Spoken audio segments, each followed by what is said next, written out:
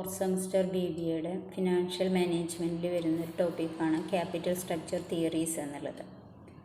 Capital structure theories explain the inter relationship between capital structure, overall cost of capital and the total value of a firm. Capital structure തിയറീസിൽ നമ്മൾ consider ചെയ്യുന്നത് 3 കാര്യങ്ങളാണ്: capital structure, overall cost of capital and total value of the firm. ഇവ തമ്മിലുള്ള ഇൻ്റർ റിലേഷൻഷിപ്പാണ് theories explain ചെയ്യുന്നത്. പ്രധാനമായും 4 തിയറീസാണുള്ളത്. അതിൽ ഒന്നാമത്തെയാണ് net income theory. Net income theory introduce ചെയ്തുള്ളത് ഡേവിഡ് ഡുറൻ്റ് ആണ്. According to this theory, capital structure decision of the proportion of ഡെപ്റ്റ് and equity has an impact on the value of the firm. അതായത് ഈ theory പ്രകാരം capital structure decision, അതായത് proportion of ഡെപ്റ്റ് and equity ഫേമിൻ്റെ വാല്യൂവിനെ effect ചെയ്യും എന്നാണ് പറയുന്നത്.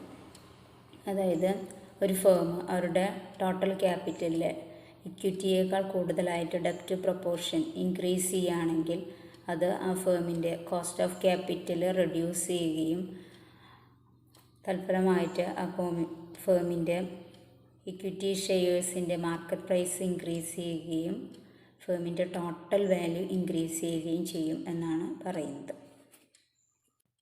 രണ്ടാമത്തെ തിയറി നെറ്റ് ഓപ്പറേറ്റിംഗ് ഇൻകം തിയറിയാണ്. ഈ തിയറിയും ഇൻട്രൊഡ്യൂസ് ചെയ്തുള്ളത് ഡേവിഡ് ഡുറൻ്റ് തന്നെയാണ്. ഇത് നെറ്റ് ഇൻകം തിയറിയുടെ നേരെ ഓപ്പോസിറ്റാണ്. According to this theory, the changes in capital structure will not affect the market value of the firm. Capital സ്ട്രക്ചറിൽ വരുന്ന ചേഞ്ചസ്, അതായത് ഒരു ഫേമിൻ്റെ ഡെപ്റ്റ് ആൻഡ് ഇക്വിറ്റി പ്രൊപ്പോർഷൻ, അതിൽ വരുന്ന ചേഞ്ചസ് ഒരിക്കലും ആ ഫേമിൻ്റെ മാർക്കറ്റ് വാല്യൂവിനെ എഫക്റ്റ് ചെയ്യുന്നില്ല എന്നാണ് ഈ തിയറി പറയുന്നത്. മൂന്നാമത്തെ തിയറിയാണ് ട്രഡീഷണൽ തിയറി. ഈ തിയറി ഇൻട്രൊഡ്യൂസ് ചെയ്തുള്ള ഇസ്രാ സോളമൻ ആണ്. It is A compromise of the earlier 2 theories.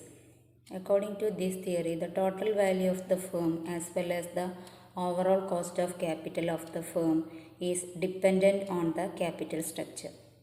Traditional theory പ്രകാരം ഒരു ഫേമിൻ്റെ ക്യാപിറ്റൽ സ്ട്രക്ചറിനെ അതിൻ്റെ ടോട്ടൽ ഡിപ്പെൻഡ് ചെയ്താണ് ടോട്ടൽ വാല്യൂ ഓഫ് ദ ഫേമും അതേപോലെ ഓവറോൾ കോസ്റ്റ് ഓഫ് ദ ക്യാപിറ്റലും നിൽക്കുന്നത് എന്നാണ് പറയുന്നത്.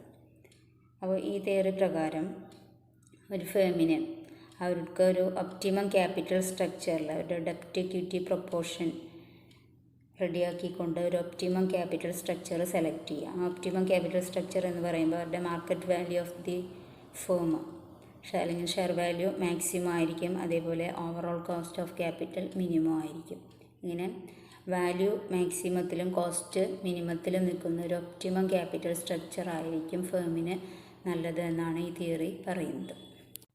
ഓക്കെ, നാലാമത്തെ theory Modigliani Miller theory or MM theory. Introduce ചെയ്തുള്ളത് Franco Modigliani and Merton Miller.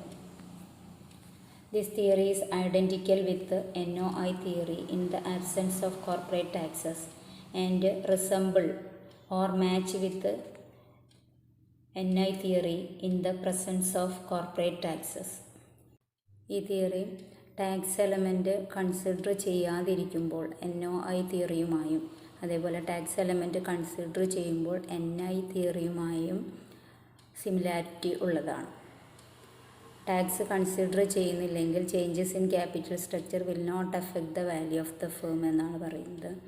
അതേസമയം ടാക്സ് കൺസിഡർ ചെയ്യുമ്പോൾ changes in capital structure affect the value of the firm എന്നുമാണ് അഭിപ്രായപ്പെടുന്നത്. അപ്പോൾ ഈ 4 പ്രധാനപ്പെട്ട ക്യാപിറ്റൽ സ്ട്രക്ചർ തിയറീസ്.